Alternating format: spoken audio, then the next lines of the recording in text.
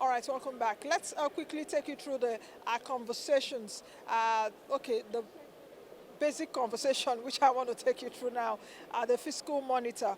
Let me just quickly run you through the speakers that you will get to see in the next couple of seconds. Victor Gaspar is the Director of Fiscal Affairs Department at the IMF.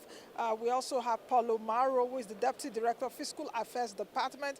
Paulo Medias, who is the Division Chief, Fiscal Affairs Department of the IMF. I must also say that Nigeria's Finance Minister, Zainab Ahmed, has been really involved in some of these high-level discussions. A lot of closed-door meetings have also happened where Zainab Ahmed is representing Nigeria, as well as the Central Bank Governor Godwin Emefiele.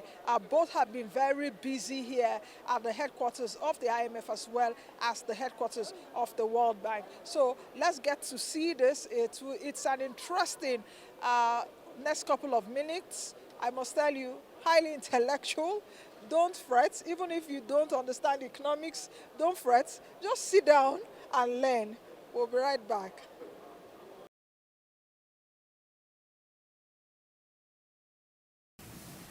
3 years after the pandemic, fiscal policy has moved a long way towards normalization. Already in 2021 and 2022, debt and deficits fell rapidly from record levels. To allow for extraordinary support in the early stages of COVID-19, many countries suspended fiscal rules. Now, most of these countries plan to go back to rules, often after some rethinking. However, despite having come halfway down from unprecedented levels reached in 2020, global public debt is more elevated and projected to grow faster than foreseen before the pandemic.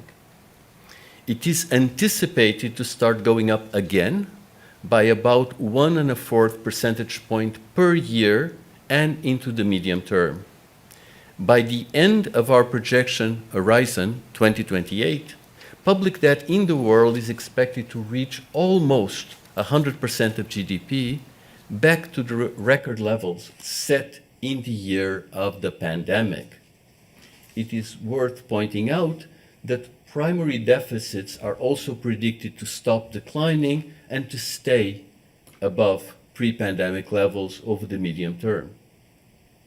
These global trends are shaped by some large, advanced, and emerging market economies. Brazil, China, Japan, South Africa, Turkey, the UK, and the US are all projected to see increases in public debt ratios in excess of 5 percentage points of GDP over 2023 to 2028, with the two largest economies contributing most to the increase. In the United States, public debt to GDP is projected to increase by 3 percentage points of GDP per year from 2023, about twice the pace projected pre-pandemic. By 2028, the US public debt to GDP ratio is expected to exceed 135% of GDP, well above the pandemic peak. China debt to GDP ratio has increased continuously after the jump up in 2020. There was no decline in China in 2021 or 2022. In 2028, it will have almost doubled pre-pandemic levels and surpassed 100% of GDP. Excluding China and the US, world public debt ratios would be slowly declining over the medium term. Rising real interest rates increase borrowing costs for countries, making fiscal management more challenging. For countries dependent on foreign currency borrowing, tighter global financing conditions are also a source of pressure, as exchange rate depreciation can lead to significant surges in debt. Additionally, rapidly increasing interest rates may create complications for financial stability, as seen in recent financial turbulence in the US and Europe. The Fiscal Monitor makes a strong case for fiscal tightening in many countries based on four arguments. First, fiscal policy can and should support monetary policy in bringing inflation back to target. Stronger fiscal balances contribute to slow down aggregate demand and hence moderate required increase in monetary policy rates. Second, a more balanced policy mix, again, by moderating sharp increases in policy rates, contributes to financial stability.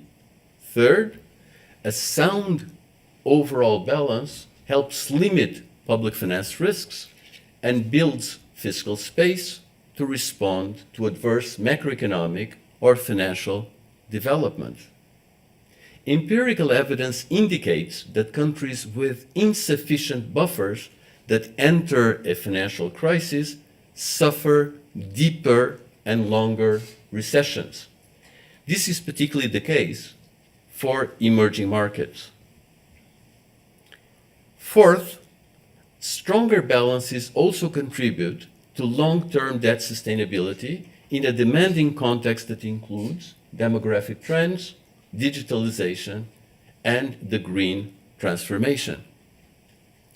The Fiscal Monitor explores how fiscal policy can help disinflation and protect vulnerable groups at the same time. The results of our analytical chapter show that when monetary policy acts alone, low-income households bear the brunt costs of disinflation. However, fiscal tightening accompanied by target transfers moderates interest rate increases required to achieve inflation targets and limits the decline in consumption for most households, including, by construction, no fall at all in the consumption levels for the poorest households. Looking further ahead, sound fiscal policies today and over the medium term enable governments to contribute to sustainable and inclusive development and to a resilient society. Low-income countries have insufficient fiscal space with tax to GDP ratios too low to support the state's economic policy role. Improving tax capacity is crucial for public credit, financial development, and safe integration in world capital markets. It also helps to create room to respond shocks like the food price surge or extreme weather events, and is necessary for the achievement of the Sustainable Development Goals. Sound public finances are crucial for green investments and tackling climate change. Business as usual will deliver increasing greenhouse gas emissions this decade. Urgent country, individual, and global collective actions are required to limit temperature increases to tolerable levels and thereby avoid catastrophic climate change. Climate change is the topic of the forthcoming Fiscal Monitor in the fall. The Fiscal Monitor explains that the pandemic was a very large shock that justified very large responses all around the world. And so the jump in debt and deficits at that point in time was unprecedented. The pattern is so strong that you actually see it even better if you have intra-annual data for the year of the pandemic itself. The immediate reaction of fiscal policy was quite impressive. In the following 2 years, 2021 and 2022, there was quite a sharp correction of debt and deficits, so much so that the fall in debt levels over the 2 years is the largest on record for 70 years, right? So there is a process of a very sharp response for the pandemic and then an expiry of some of these extraordinary measures at the same time as the financial system, the economy, the population get used to the pandemic itself. It was a process of normalization in this sense. But at the same time, many countries, as I indicated in my introductory remarks, suspended fiscal rules. They're now going back to rules. But are they the same rules? Well, actually, there is quite a rethinking going on and some adaptation in the rules going forward. So there is a normalization, but we don't know yet how the new public finance normal will look like. On the first question, that is, how likely is it to have a generalized sovereign debt crisis right now? You may recall from yesterday's press conference on the World Economic Outlook that the adverse scenario of the WEO has a probability of about 15%. It's a severe scenario, but nowhere near the type of scenario that you portray. So the probability of your scenario must be very low. Still, we do know that sovereign debt crises in advanced economies can happen. You mentioned the sovereign debt crisis in the euro area in 2010, 11, 12, 13. And it's clear that risks have increased, and it's very important to be alert to developments in financial markets.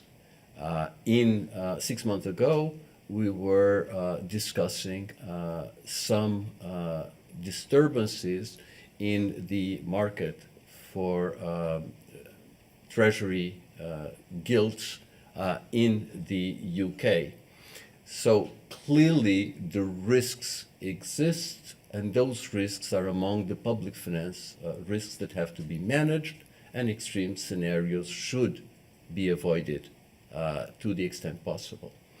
On the issue of inflation and fiscal policy, that is a very important topic right now. The topic dominates the fiscal monitor this time. It is covered both in Chapter 1 and also in the analytical Chapter 2.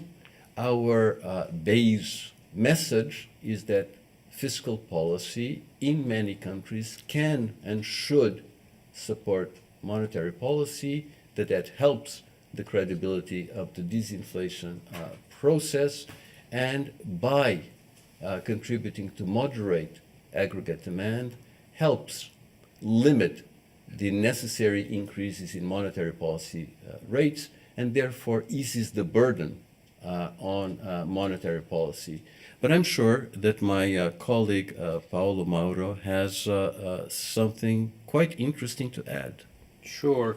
Well, let me come back to the question that you were raising. Is it too late? And I would emphasize that there are things that governments can do pretty quickly to reduce the fiscal deficit. Just one example would be to reduce any widespread support for energy prices that goes to everybody. So one quick way of reducing the overall fiscal deficit would be to make that support much more targeted only to those who truly need support. And that would pretty quickly reduce the deficit and be more efficient. So there are different factors that can drive the differences in inflation dynamics in countries. One is when you have these shocks, for example, food prices or energy prices, the effect on countries can be very different. And for example, low-income countries, a shock in food prices can have a very large effect on the household's consumption basket, and that will be reflected also on a higher inflation. Also, if you lack a credible policy framework and the anchor inflation expectations, the effect of these shocks can be much larger and persistent over time. So that's part of the problem. Also talking about cases like Nigeria or Ghana, where you have a large dependence on commodity prices and you can have effects of very large increases in oil prices, for example. So what happens in oil exporters is that when you have very large movements in oil price, this can lead to destabilization in the macro and the domestic economy. For example, if you have a large revenue windfall, like we have seen in the last years, this can lead to inflationary pressures in these countries. Fiscal policy can play a major role here. So if you have a counter-cyclical fiscal policy, that is, if the government save part of these windfalls, that's going to reduce the inflation pressures, and it's going to build buffers so that you can react when the oil prices fall, and so you make the economy more stable. But if fiscal policy is pro-cyclical, so that is spending increases when oil price increases, that is going to create more problems for inflation. So ultimately, you really need a consistent macro policy framework with basically fiscal and inflation and monetary policy work together to ensure this macro stability and price stability. And the problem is once you lose the inflation expectations, so they become de-anchored, then it's going to be much more difficult. So you're going to have both tight fiscal and monetary policy for longer. And so the cost is larger to bring price stability back. So that's, I think, it's the problem it's facing for many of these countries. We do see that low-income countries have, in our projections, very fast declining public debt to GDP ratios over the forecast period.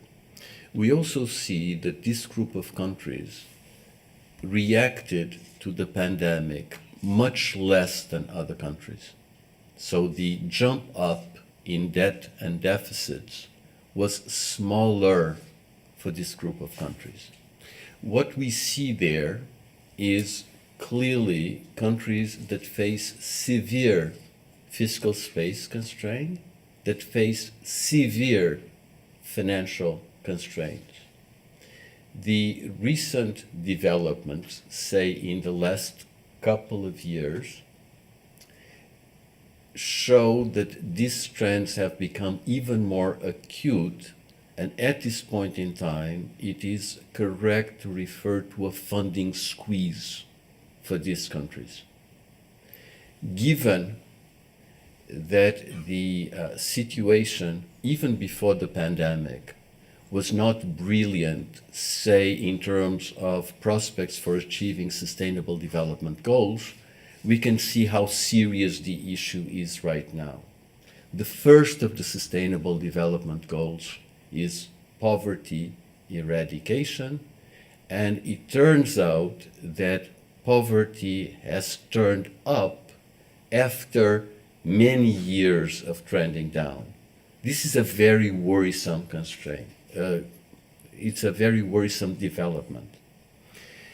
There are countries in this group that are in debt distress already or at high risk of debt distress. As you said, the IMF has as one of its priorities to contribute to ease those financing constraints, and it's calling on the global community and the community of creditors to act.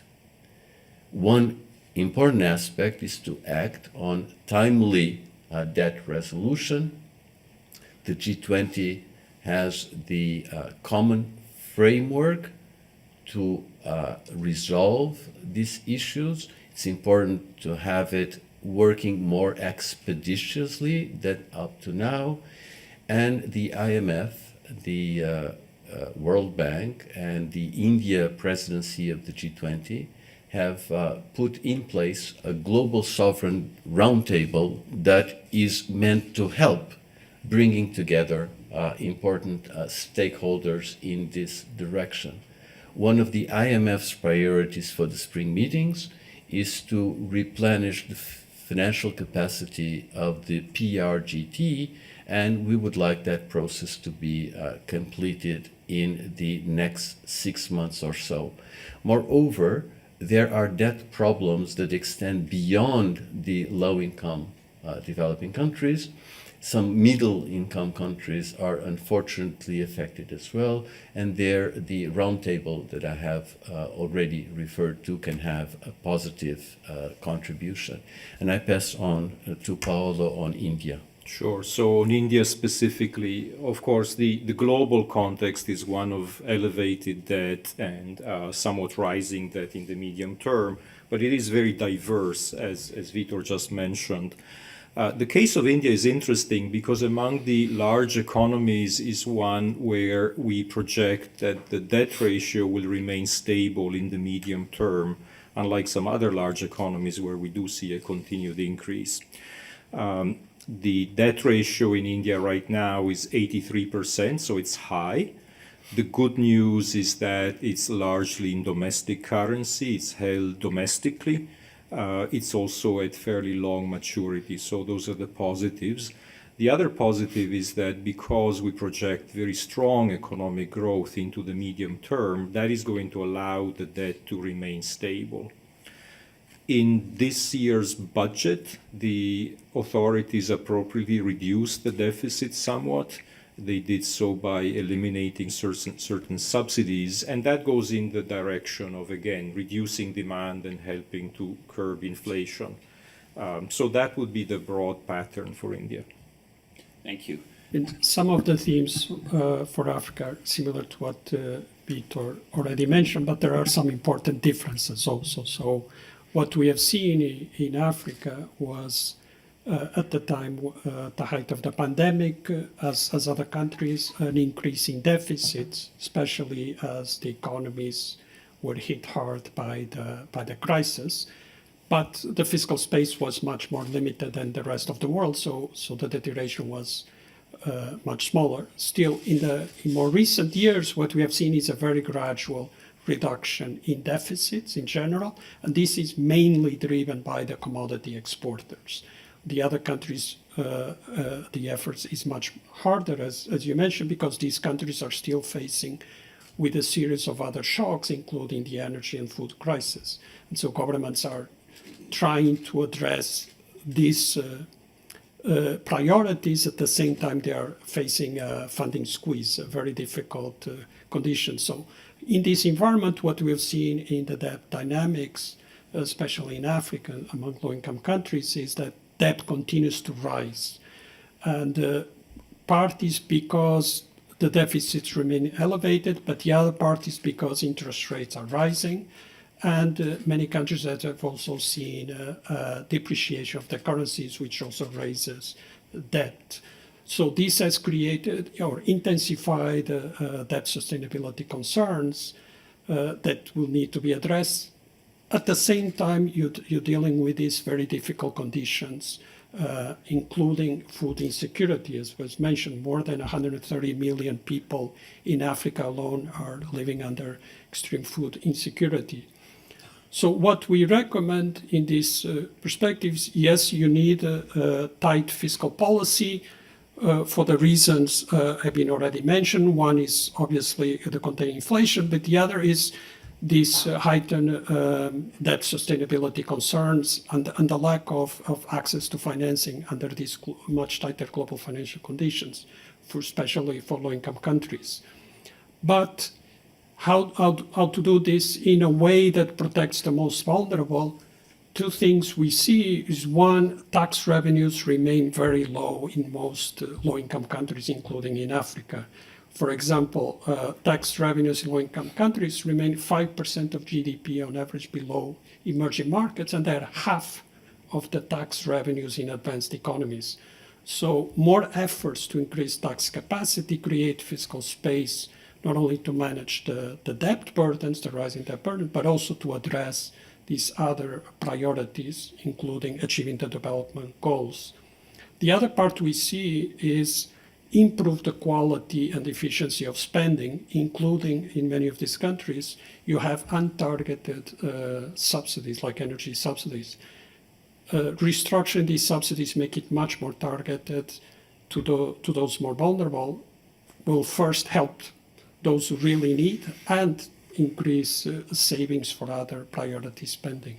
So these are broadly the key efforts we see for countries to do. And of course, as Vitor already mentioned, we need and we are calling for support from the international community in terms of debt relief and helping on the debt restructuring efforts. To avoid your question at all, on the Russia-specific question, one of my colleagues will answer that one.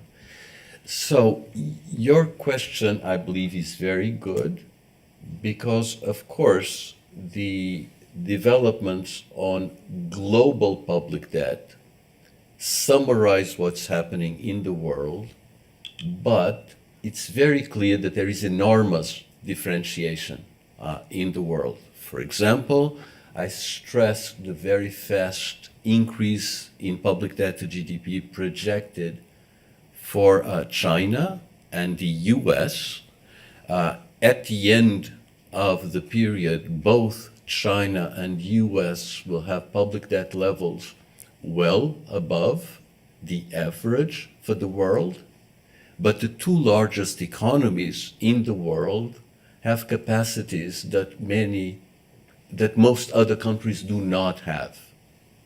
So the point is, one size does not fit all. You have to go through the specifics of the country's circumstances if you want to give policy advice and if you want to evaluate public finance risks. The second point that I want to stress is that there are no magical numbers. The numbers are a very good starting point for a conversation. They help structure the analysis, but there is no mechanical mapping between a number and a policy conclusion. That being said, Larry, I think it's clear that given the very strong response of fiscal policy to the pandemic shock, and the fact that some countries were clearly not able to respond to the same extent as others, the fiscal space, the financial capacity was playing out during the pandemic.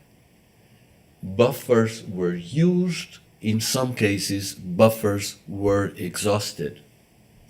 Higher debt and deficits configure a situation where public debt risks are more pronounced.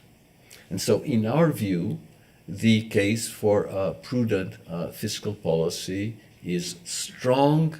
The need to rebuild fiscal buffers is pressing. I could continue elaborating, but I think that you got the general picture, and we would go to Russia. Sure. In fact, on Russia, I think our colleagues in the European Department are going to be better placed. We have on Friday morning, we have the regional outlook coming out. By the way, since I have the floor, just for those of you who follow these things, the number came out on inflation for the US at 5%. And so that just reinforces the importance of our messages here on the role of fiscal policy in reducing inflation pressures and helping central banks not have to jack up interest rates as much. Okay. So thank you. The answer to your last question is yes. We have supported the return to fiscal rules in Europe. In September last year, we actually put out our own IMF ideas concerning the reform of the fiscal governance in the euro area, and perhaps my colleague Paulo Meras will want to elaborate on that. On China, it's very clear that the main challenge for China right now is the transition in its growth model, the rebalancing of growth in China from investment to consumption, from exports to domestic demand, from goods to services, and that is the main priority for China, and fiscal policy can help and should help this transition by, for example, offering more generous social safety nets that will provide incentives for Chinese households to reduce their extremely high level of savings. But the role of fiscal policy in structural transformation in China can be illustrated in a very positive way by climate change. China introduced, I believe in 2021, an emissions trading scheme that rapidly became the largest carbon market in the world. And that is a very important contribution of China to fighting climate change at the global level. At the same time, the increase in importance of renewable energy in China has been beating all expectations year after year. At this point in time, the International Energy Agency believes that China will reach its contribution from renewables to the energy production mix that were set for 2030 already in 2025. What does fiscal policy have to do with it? In the early stages, renewable energy was subsidized, but the success in bringing down costs was so strong that those subsidies are being phased out, which is exactly in line with what should be the case. So in the area of climate, fiscal policy is being used in China to accelerate the transition, and that type of use of fiscal policy will serve China well going forward. You ask about poverty, and that is a crucial priority. We believe that finance for development is crucial to tackle poverty. We believe that sustainable development goals require an overall approach to finance that includes poverty reduction, it includes health, it includes education, it includes, of course, climate change, and much else. And I believe that my colleague Paulo will also want to elaborate on that. On the Eurozone and the fiscal rules, as Peter mentioned, we have been working with European authorities, but also in our research on thinking about what countries should do when they're rethinking the return to fiscal rules. So many countries around the world suspended the rules at the height of the COVID to give flexibility to react to the shocks. And now how to go back to the rules. Should they go back to the old rules or new rules? And what we stressed was 3 key pillars that countries should think when redesigning. One, have solid medium-term fiscal frameworks that allow some flexibility to shocks, but send a very clear signal and have a medium-term anchor towards debt sustainability and building buffers. Second, strengthen the part on assessment of risks, of fiscal risks. So the calibration of rules and the policies should be commensurate to the risks. So high risk countries with high debt vulnerabilities should have a more ambitious fiscal path. And the third point is really strengthen fiscal institutions. This includes transparency, fiscal transparency, and, for example, strengthen the role of fiscal councils. This will increase accountability in the framework and improve governance. Just one very quick on the poverty and on the food insecurity. I think this is absolutely a priority for countries, and they need to find a space to address these issues. And again, I repeat, for low-income countries, really tax revenues are very low, so this is really an area to strengthen, to improve the fiscal space to react to this. And also from the international community, working together to address some of these issues, including addressing the conflicts that are undermining and exacerbating the food insecurity problems. On oil prices, and the general message to countries is to reduce fuel subsidies in light of that. That's a quick way of achieving savings.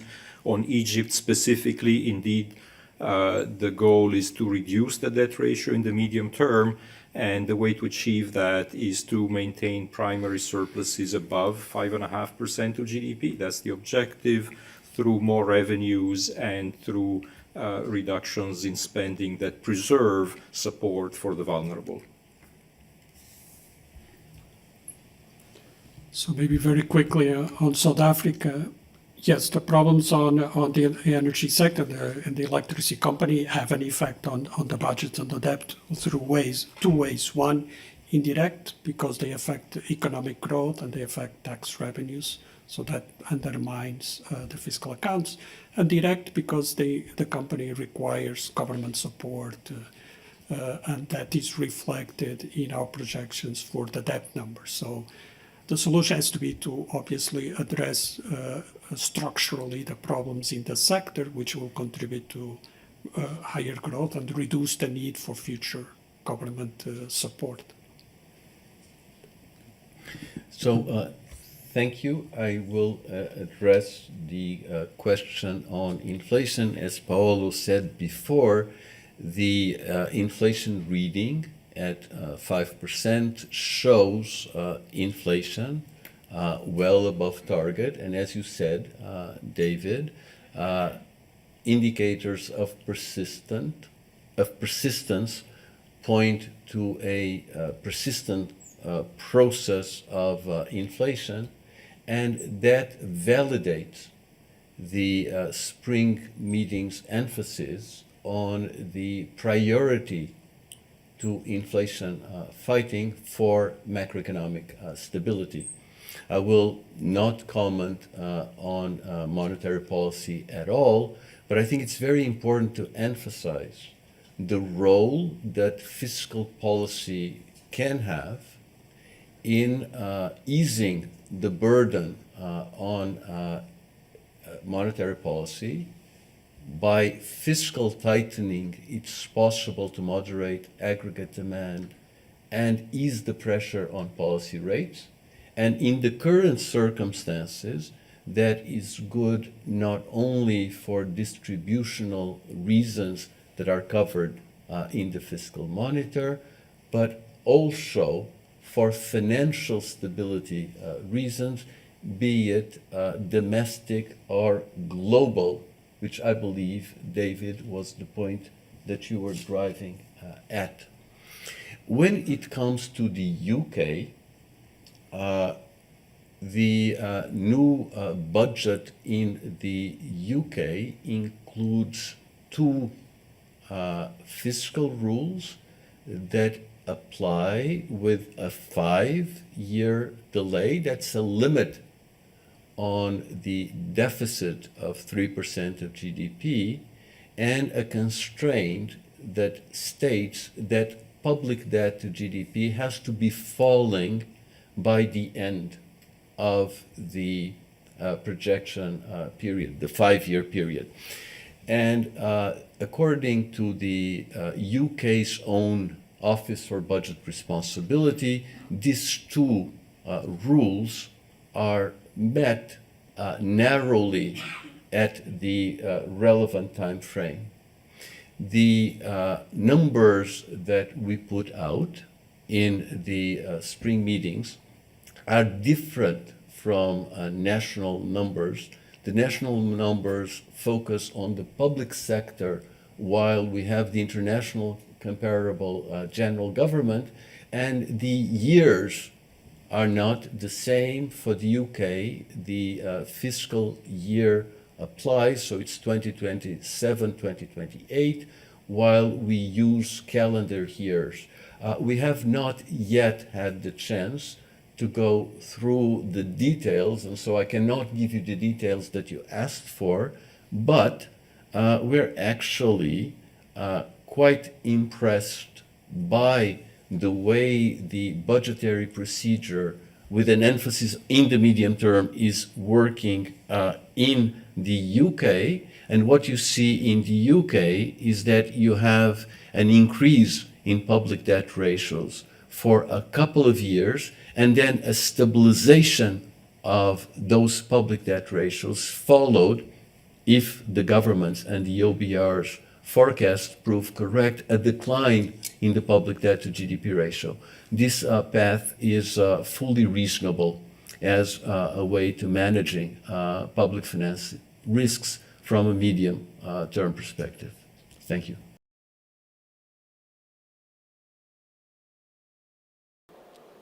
All right, and that's it for the program today. Thank you all for joining us. I will see you all again. Be the best you can be the change that you want to see. I am Nancy Naji. Bye now.